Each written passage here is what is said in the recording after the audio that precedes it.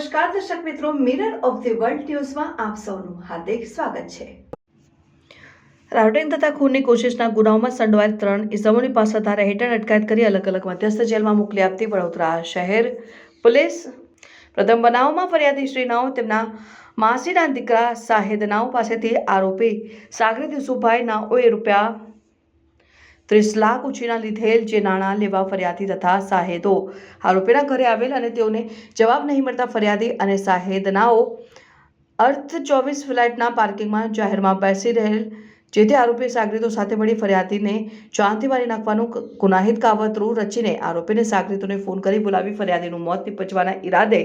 સાગરીતે ફરિયાદીના ગળાના ભાગે ચપ્પુ રાખી કુછ ભી બોલના મત વરના કાટ दूंगा તેમજ અન્ય સાગરીતે અરશદ બાપू अगर ज़्यादा होशियारी करे तो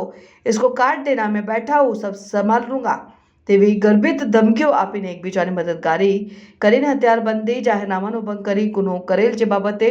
ગુનો રજીસ્ટર કરવામાં આવેલ છે। અને બીજા બનાવમાં ફરિયાદીનાઓ દિવાળીપુરા ડિસ્ટ્રિક્ટ કોર્ટના પાર્કિંગમાં પોતાની એક્ટિવા પાર્ક કરતા હતા અને તે વખતે આરોપી સાગરીત સાથે આવી જાહેરમાં ફરિયાદી સાથે બોલાચાલી ઝઘડો કરી ગંદી ગાળો આપી દે, તારી હત્યા કરાવી નાખું છું તેમ કહીને તારું પિક્ચર પતી જશે, જેથી જાનથી મારી નાખવાની ધમકીઓ આપી એકબીજાની મદદગારી કરી ગુનો કરેલ હોય, જે બાબતે અકોટા પોલીસ સ્ટેશન ખાતે ગુનો રજીસ્ટર કરવામાં આવેલ છે।